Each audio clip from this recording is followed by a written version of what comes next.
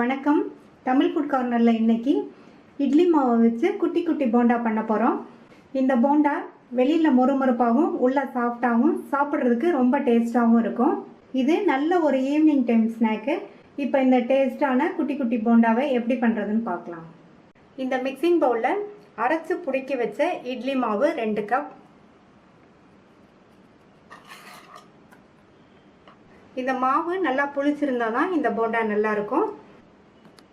இது கூட வெங்காயம் 2 டேபிள் ஸ்பூன், கறிவேப்பிலை கொஞ்சம், கொத்தமல்லி இலை கொஞ்சம், ஒரு பச்சை மிளகாய், இது எல்லாத்தையும் நல்லா பொடியாக கட் பண்ணி வச்சுருக்கேன். எல்லாத்தையும் இந்த மாவில் சேர்த்துக்கலாம்.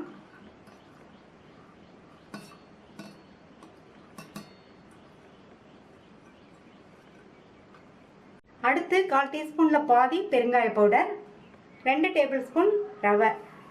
வறுத்த ரவை, வறுக்காத ரவை எதுனாலும் சேர்த்துக்கலாம். நான் வறுத்த ரவை சேர்த்துருக்கேன். இட்லி மாவில் உப்பு இருக்கும். நம்ம இப்போ சேர்த்துருக்கிற இந்த ரவை, பச்சை மிளகாய், வெங்காயம், கருவேப்பிலை, கொத்தமல்லிக்காக கொஞ்சமாக உப்பு சேர்த்துக்கலாம். இப்போ இது எல்லாத்தையும் நல்லா கலந்து விட்டுறலாம்.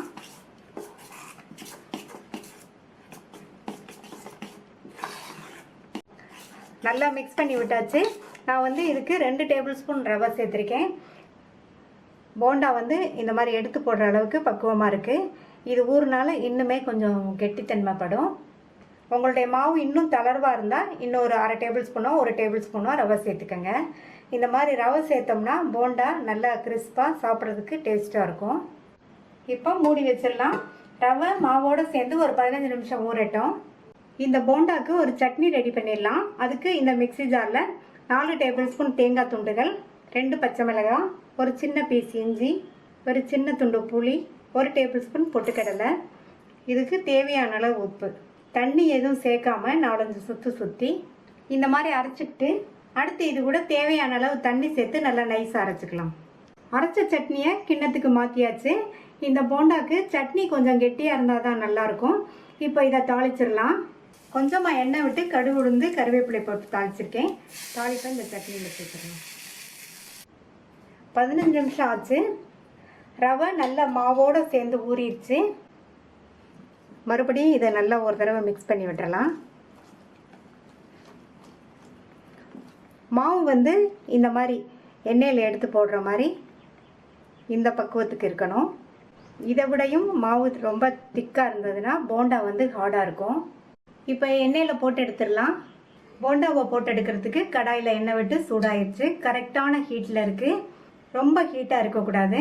இப்போ ஸ்டவ்வோட தீயை குறைச்சிட்டு கையை தண்ணியில் நனைச்சிட்டு எடுத்து குட்டி குட்டி போண்டாவாக கொஞ்சம் கொஞ்சமாக போடணும்.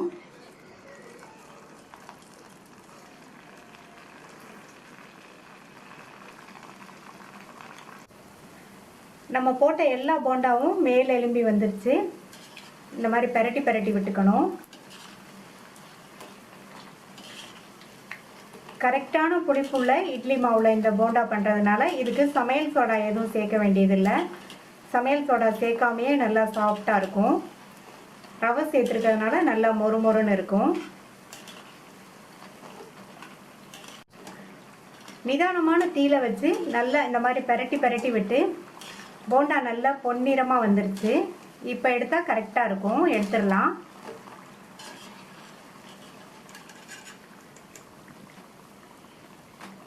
நல்லா எண்ணெயை வடிச்சிட்டு ஒரு பிளேட்டில் டிஷ்யூ பேப்பர் வச்சுருக்கேன், அதில் வச்சிடலாம். மீதி உள்ளதையும் இதே மாதிரி போட்டு எடுத்துடலாம். எல்லா போண்டாவையும் போட்டு எடுத்தாச்சு. சுவையான மொறுமொறுப்பான குட்டி குட்டி போண்டா ரெடி ஆயிடுச்சு. நான் இன்னைக்கு தேங்காய் சட்னியோட சர்வ் பண்ணியிருக்கேன்.